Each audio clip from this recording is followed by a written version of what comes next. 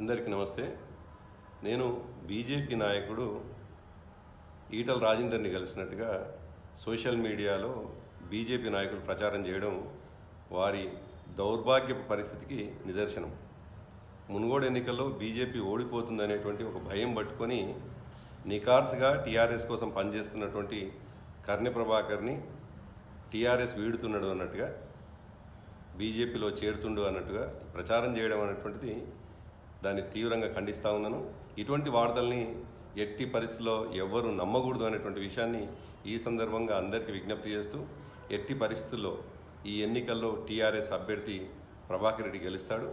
ఇప్పటికే ప్రజల నుంచి ఆమోదం వచ్చింది.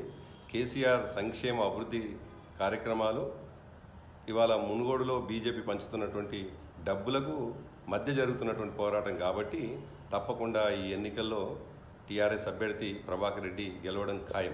హాయ్ ఫ్రెండ్స్, మా టుడే టుమారో యూట్యూబ్ ఛానల్ చూస్తున్నందుకు చాలా థ్యాంక్స్.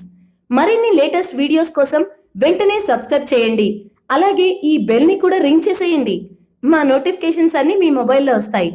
అలాగే మా వీడియోస్ మీకు నచ్చితే లైక్ చేయండి, షేర్ చేయండి, నచ్చకపోతే కామెంట్ చేయండి.